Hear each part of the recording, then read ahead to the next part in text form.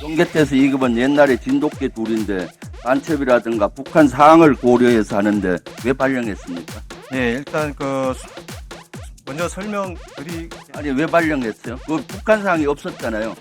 합참 의장은 경계태세 2급을 통해서 전국 비상계엄을 뒷받침하는 아주 핵심적인 관련자입니다. 조건도 안 냈는데 왜 경계태세 2급 책상까지 분자하는 걸 보세요. 합참 의장이 정군을 동원해서 뒷받침하겠다 이겁니다. 이것은 검찰차장 수사하세요. 알았죠? 이거는 아주 중요한 거예요. 이 전체 상황을 저도 파악하는데 죄송스럽지만 상황을 제대로 파악을 못했습니다. 예, 합참의장입니다. 이번에 경계태세 2급이 발령됐죠? 네, 누가 발령했나요? 제가 발령했습니다. 몇 시에 했죠? 22시 40분에 구두 지시로 했습니다.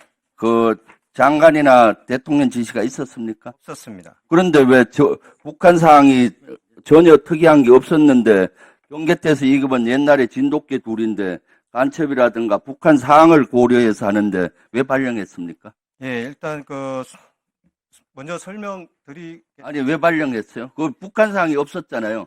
22시 30분경에 제가 전화 보고를 받고 이 상황이 무엇인지 판단이 안 된 상태에서 애매모호한 상태이기 때문에 지금 가장 중요한 부분은 일단 경계태세를 강화시켜서 안보를 강화시켜놔야 되겠다.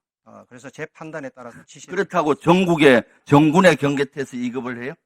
예, 그거는 지금도 제 판단이 지금까지 경계태세 2급 중에 북한 상황이 아닌 가운데 경계태세 2급을 발행한 적은 한 번도 없어요. 이것은 우리 민간에 지대한 영향을 주기 때문이죠.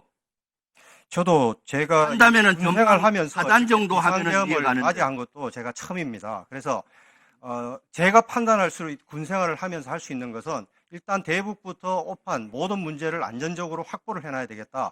그래서 제가 경계태세를 하라고 지시를 개변이고 북한 상황은 전혀 이상 없었어요. 안보실장도 퇴근하고 국정원장도 퇴근하고 의장도 퇴근한 상황인데 무슨 계엄을 군을 동원 이번에 정군 비상계엄이기 때문에 정군을 계엄을 지원하기 위한 출동세서를 유지하기 위해서 한 걸로밖에 안 보여요.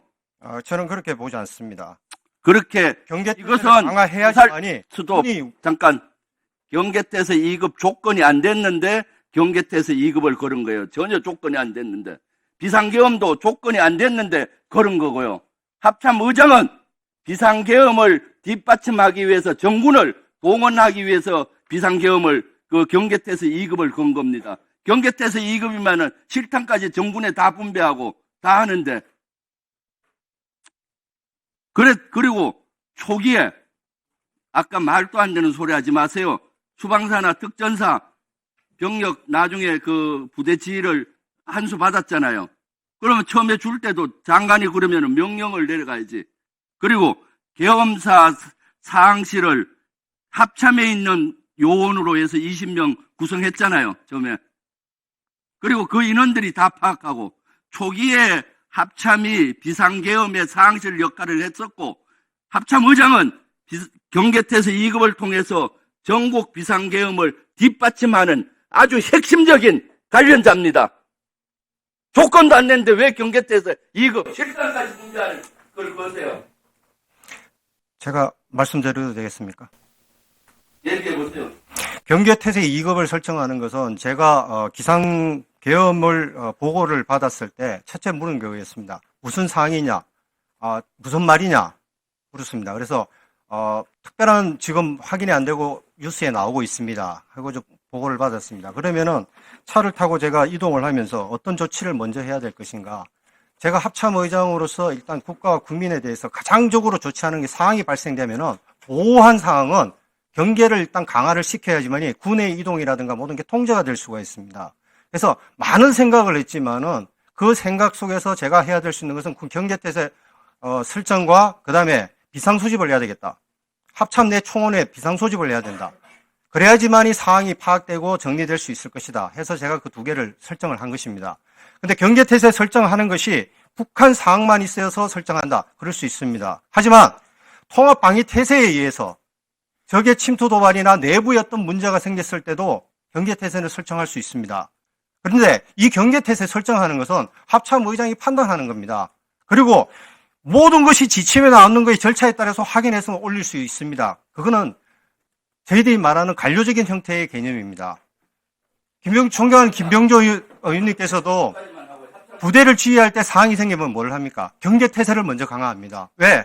사항을 모르기 때문에 안정사태를 확보하는 겁니다. 2급을 걸어요. 긴급 조치를 걸어서 상황을 운영하고 강화하고 정보를 수집하고 정보에 따라서 판단하는 것이지 22시 40분은 대한민국이 아주 평온했어요. 북한은 전혀 움직이지 않고 그런데 경계태세 2급을 걸어서 정군의 질탄을 중재하고 이것은 비상계엄을 합참의장이 정군을 동원해서 뒷받침하겠다 이겁니다. 그거는 동의할 수 없습니다. 합참의장은 어떻게 그것을 경계태세 2급 설정한 것이 비상계엄을 지원한다고 얘기하시는 것은 그는 군 총원이 비상계엄에 동의하고 들어간다는 얘기입니다. 그거는 그렇게 말씀하시면 안 됩니다. 그거는 예, 총원이 질문자입니다. 말씀하십시오. 그것은 국방부 자체 조사를 했어요. 사실 경계태세 2급 조건도 안 됐는데 정군의 비상을 걸어서 정군의 실탄을 하고 이런 적은 세상에 한 번도 없어요. 북한 상황이 아닌 가운데서 이렇게 그런 적은. 저도 제가 군생활 하면서 비상계엄을 처음 경험했습니다.